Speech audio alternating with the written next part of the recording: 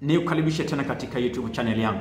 Ni Emmanuel Palie na Kitaalamu Nutrition Specialist. Mada ambayo iko hewani ni tibalishe kwa wagonjwa wa kisukari wote ambao wanaishi kwa kuchoma sindano za insulin.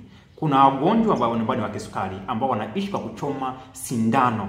Kwa hiyo hawa kumekuwa na baadhi ya maswali ambayo yanauliza kwamba je, hawa wale nini? Ni vyakula gani ambavyo vinafaa wao? Na kama hiyo vyakula vinafaa, je, hivi vyakula kuna namna ambavyo vinaweza kawasaidia wao kuweza kujinasua na tatizo la ugonjwa wa kisukari? Kwa hiyo kama umekuwa na maswali ya design hiyo, basi leo tunaangazia tiba lishe kwa wagonjwa wote wa kisukari ambao wanaishi kwa kutumia dozi za sindano za insulini. Bila kupoteza muda, tuingie kwenye mada husika. Wakati tunafahamu kwamba insulin ikiwa ni moja ya dawa ambayo nasema kwamba kwenye matibabu ya ugonjwa wa kisukari ni level ya juu kidogo, tofauti na kutumia dawa. Tunafahamu tunazitumia mara nyingi pale tunapoona kwamba sukari imeshindikana ama haitaki kushuka. Mara nyingi huwa tunatumia sindano za insulin kuweza kuzishusha. Sasa watumiaji wa sindano hizi ni wakina nane? Wagonjwa wa kisukari ni mgonjwa yupi wa kisukari ambaye anatumia sindano za insulin? Ni wagonjwa wote wawili. Kuna mgonjwa wa kisukari aina ya kwanza, kuna mgonjwa wa kisukari aina mbili, aina ya pili. Je, hawa wote tibalishe inafaa? Ndio, wote tibalishe inafaa. Hebu tuangazie kwanza ni yupi ambaye atapona kwa kutumia tibalishe, mgonjwa huyo ambaye anatumia sindano, na yupi ambaye hawezi kupona akiwa anatumia tibalishe. Tuanze na hawa wagonjwa wa kisukari aina ya kwanza ambao wanaishi kwa kutumia sindano za insulin.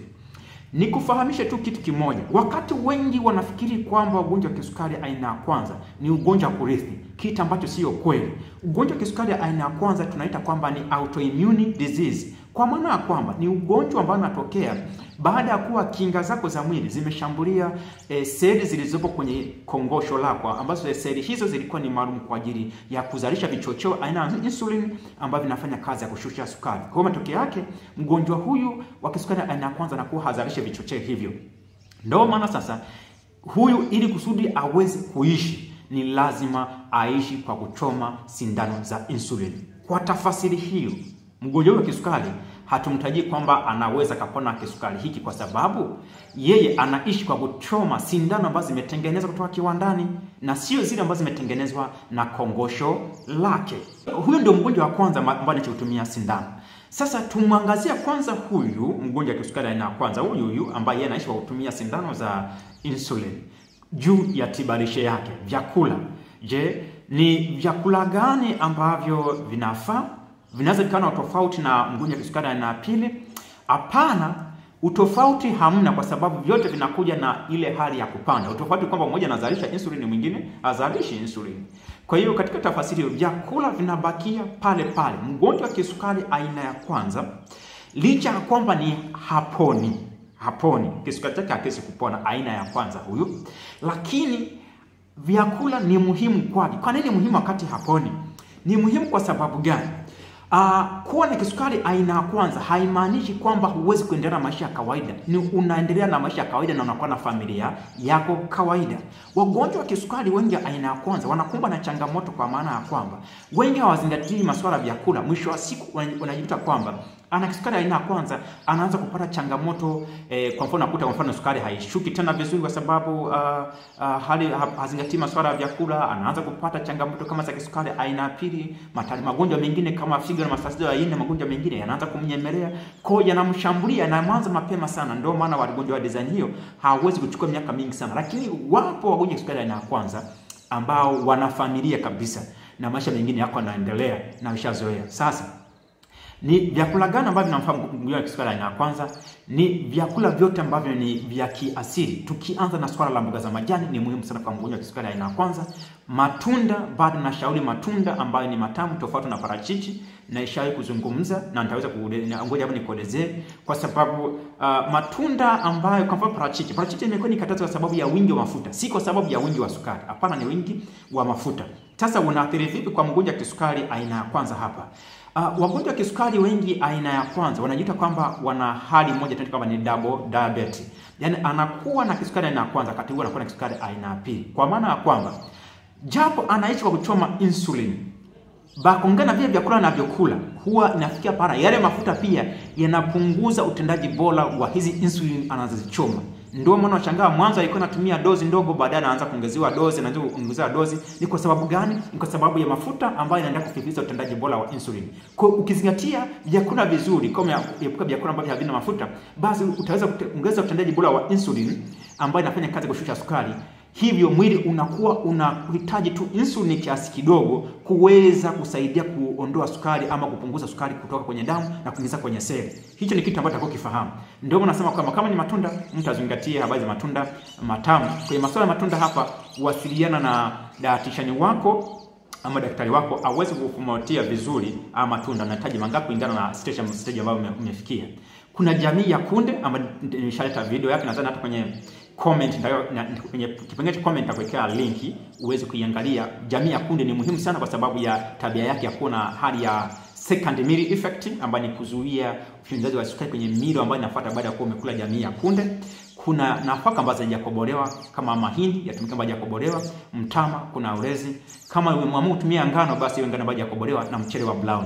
Kuna jamii ya mizizi kama viazi, mihogo, magimbi na kuna ndizi za kupika tunaweka kwenye kundi hapo. Vyakula hivi ni bora zaidi kwa maana kwamba vyakula vya mmea viwe vingi kwa mgonjwa wa kisukari kuliko vyakula vingine. Sasa kuna kitu kimoja hapa cha kuweza kujifikiria. Kwa nini vyakula ni muhimu sana kwa mgonjwa huu? Vyakula hivi vitaweza kumsaidia vipi mgonjwa wa kisukari aina ya kwanza huyu ambaye anatumia sindano? Kwanza, vyakula hivi vitasaidia kwenye kuboresha utendaji bora wa insulin kiasi kwamba utakuwa unahitaji dozi ndogo sana ya insulin kuweza kushusha sukari yako ya damu. Kwa hiyo utaishi kwa kutumia dozi ndogo na sio dozi kubwa, ambayo hiyo inakuwa na faida kubwa sana. Kwa sababu unapozidi kuongeza dozi ya insulin, sio kama inakufanya vizuri sana mwilini, inakufanya vibaya. Kwa hiyo ni ukiweza kutumia dozi ya kawaida ambayo ni ndogo, inakuwa ni bora zaidi. Cha pili ni kwamba vyakula hivi mara nyingi vinakuja kuzuia mgonjwa huyu asiweze kupata kisukari aina ya pili, kwa maana kwamba asije kupata zile tabia za kisukari aina ya pili ambayo ni insulin resistance, kinzani wa insulin ama ubutu wa insulin, kwamba zile insulin zinazochoma ni kwamba zinakuwa hazifanyi kazi vizuri. Kuna hiyo kwamba una tabia zile za kisukari aina ya pili, kwamba insulin unachoma nazo lakini hazifanyi kazi vizuri. Kwa hiyo chakula kinasaidia kukinga na kisukari aina ya pili. Kwa hiyo unabakia na aina ya kwanza tu ambayo ipo.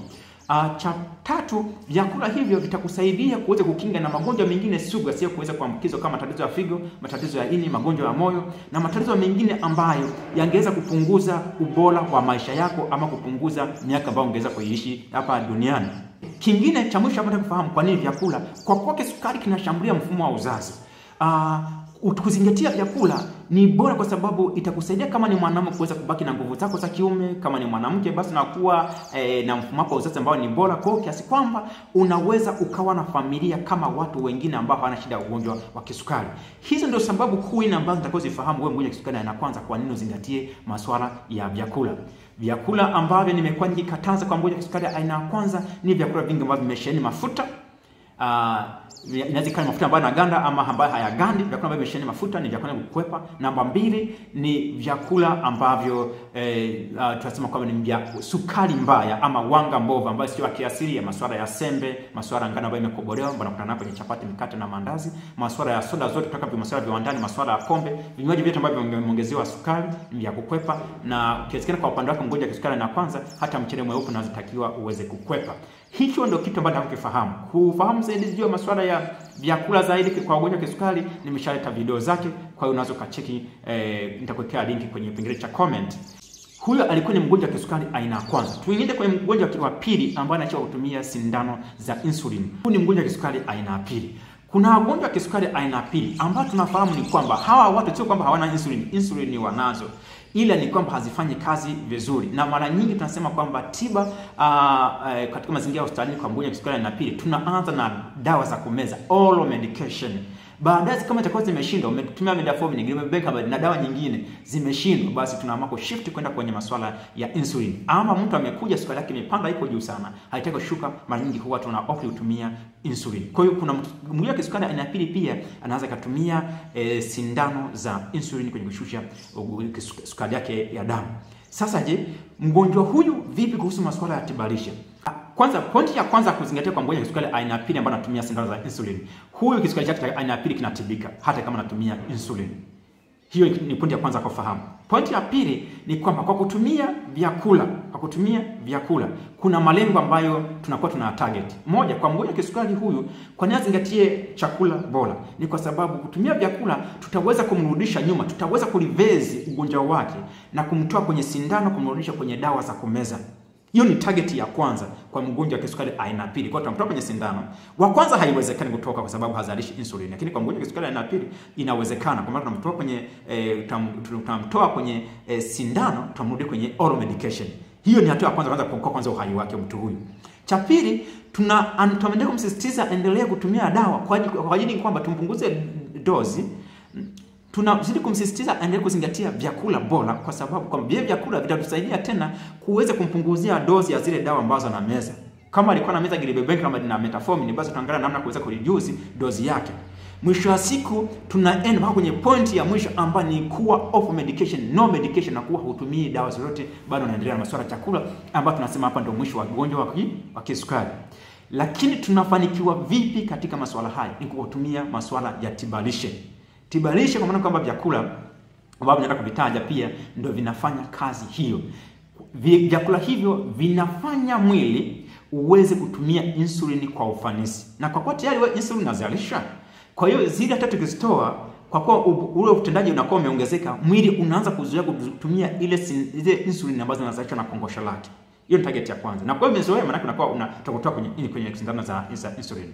Pili, vyakula hivyo vinaendelea kuongeza ule ubora, ufanisi wa insulin unazozalisha. Inafikia pahala kama ulikuwa unahitaji combination ya dawa mbili za kumeza, wewe mwisho wa siku tunatoa dawa ya kwanza kwa sababu ya vile vyakula ambavyo unakula, kwa maana kama vinasaidia mwili uendelee kutumia kwa ufanisi zaidi zile insulin unazozalisha. Mwisho wa siku tutakutoa sasa kwenye dawa kwa kuwa tayari insulin zinatumika vizuri, ile ukinzani, ule ubutu umepungua, ule ukali wa insulin umeongezeka. Kwa hiyo unakuwa unazalisha insulin kiasi fulani na zinashusha sukari yako vizuri, kwa maana kwamba zinachukua sukari kutoka kwenye damu na kupeleka kwenye seli vizuri, na seli zinaunguza sukari yako, unapata nishati na maisha mengine nafanyaje yanaendelea. Kitu kingine cha kufahamu hapa, vyakula vile vinakusaidia kukinga na magonjwa mengine ambayo yanakuja kwa sababu ya uwepo wa ugonjwa kisukari aina pili, kama swala ya pressure, magonjwa ya moyo kwa maana kwamba heart disease, masuala ya stroke, masuala ya figo, masuala ya ini na magonjwa mengine ambayo sio ya kuambukizwa ambayo yanakuja kwa sababu ya uwepo wa ugonjwa wa kisukari. Sasa ni vyakula gani?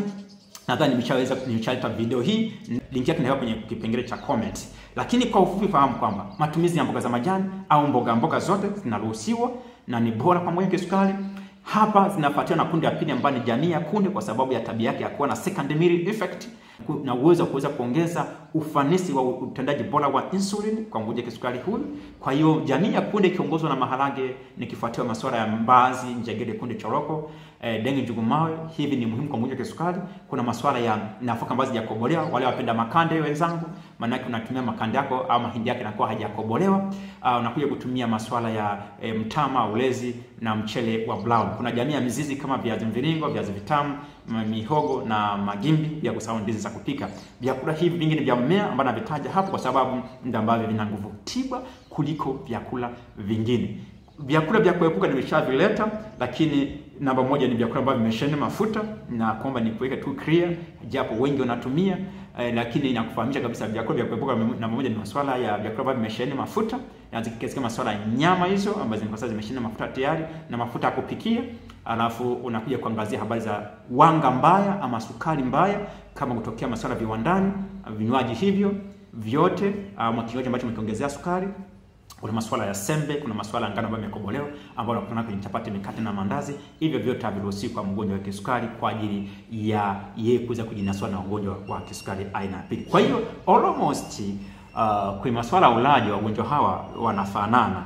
Tofauti ni kwamba kisukari aina kwanza huyu ni kwamba hawezi kupona, lakini kwa mgonjwa wa kisukari aina pili ni anapona na anakaa vizuri. Hayo ndio ambayo nitakiwa kuyafahamu kwa wagonjwa kisukari wote ambao wanatumia sindano za insulin, haijalishi aina ya kwanza ama aina ya pili.